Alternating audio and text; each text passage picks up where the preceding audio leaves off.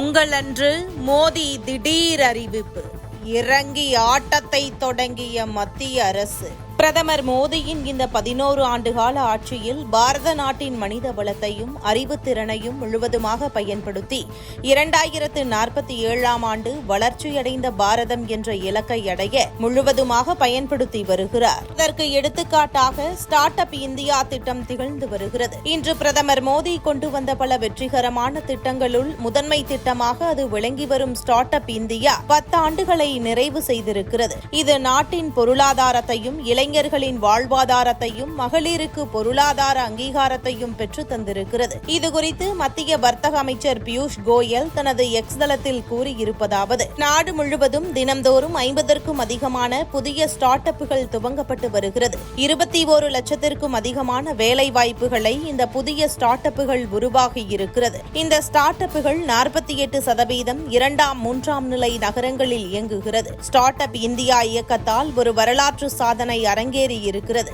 இந்த துறையின் வளர்ச்சிக்காக கொள்கை ரீதியிலான ஆதரவை பிரதமர் மோடி தலைமையிலான மத்திய அரசு வழங்கி வருகிறது. புத்தொழில் நிறுவனங்களுக்கு 15 லட்சம் கோடி ரூபாய் அளவுக்கு நிதி கிடைத்துள்ளது என்று பதிவிட்டிருக்கிறார். இந்த நிலையில் டெல்லியில் ஸ்டார்ட் அப் இந்தியா 10வது ஆண்டு நிறைவு நாள் விழா நடைபெற்றது. இதில் பிரதமர் மோடி கலந்து கொண்டு பேசும்போது, ஸ்டார்ட் அப் சூழல் உள்ள உலகின் 3வது பெரிய நாடாக இந்தியா இருக்கிறது. ரிஸ்க் எடுப்பது தவிர்க்கப்பட்ட காலம் போய் ரிஸ்கை எதிர்கொள்வதுதான் ஃபேஷன் என்றாகிவிட்டது.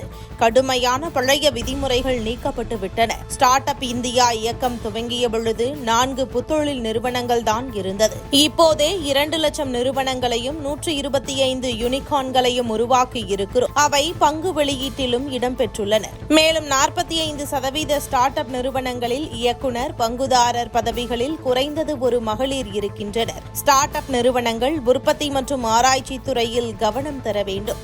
இன்றைய ஆய்வே நாளைய அறிவுசார் சொத்துரிமையாக மாறும். புத்தொழில் நிறுவனங்களுக்கு தொழில் துவங்க நிதி வழங்கும் பல திட்டங்களை அறிமுகப்படுத்தி இருக்கிறோம். ஸ்டார்ட் அப் இந்தியா திட்டம் ஒரு புரட்சியையே உருவாக்கிவிட்டது. தொழில் முனைவோரும் நிறுவனங்களும் புதிய யோசனைகளை கொண்டு வருவதுடன் பிரச்சனைகளுக்கு தீர்வு காணவும் முன்வர வேண்டும். அதே வேளையில் நாம் தரத்தையும் உறுதி செய்ய வேண்டும். அடுத்த 10 ஆண்டுகளில் புதிய ஸ்டார்ட் அப்புகள், தொழில்நுட்பம் ஆகியவற்றில் உலகுக்கே நம் நாடு வழிகாட்ட வேண்டும். ஸ்டார்ட் அப் மற்றும் தொழில் முனைவோரின் தன்னம்பிக்கை, தைரியம், புத்தாக்க சிந்தனை ஆகியவற்றில் அதிக நம்பிக்கை வைத்திருக்கிறேன் என்று பேசியிருக்கிறார்.